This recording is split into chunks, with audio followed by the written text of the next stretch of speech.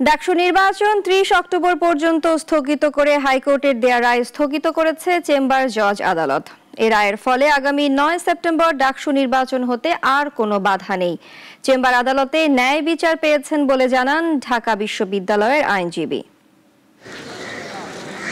সকাল থেকেই ঢাকা বিশ্ববিদ্যালয় কেন্দ্রীয় ছাত্র সংসদ নির্বাচন নিয়ে সরগরম দেশের সর্বোচ্চ আদালত। ঐক্যবদ্ধ শিক্ষার্থী জোট মনোনীত জিএস প্রার্থী SM ফরহাদের প্রার্থিতা চ্যালেঞ্জ করে করা রিটের শুনানি শেষে ৩০ অক্টোবর পর্যন্ত ডাকসু নির্বাচন স্থগিত করে আদালত।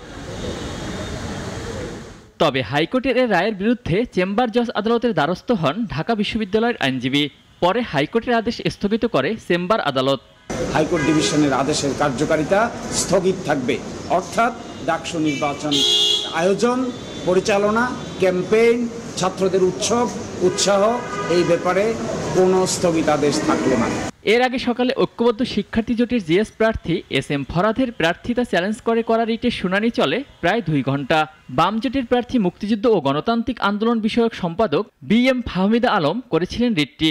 ফরহাদের বিরুদ্ধে তার আনীত অভিযোগ প্রমাণে তথ্য উপাত্ত ডাকসু নির্বাচনী ট্রাইব্যুনালে দাখিল করতে বলেন বিচারক। শুনানিতে রিটকারী আইনজীবী জ্যোতির্ময় বড়ুয়া আদালতকে বলেন, নিষিদ্ধ সংগঠন ছাত্রলীগের সঙ্গে সম্পৃক্ততা থাকায় 28 জন প্রার্থীর মনোনয়ন বাতিল করলেও SM ফরহাদ 2022 সালে ছাত্রলীগের হল কমিটিতে থাকার পরেও তার প্রার্থিতা বাতিল করেনি ট্রাইব্যুনাল।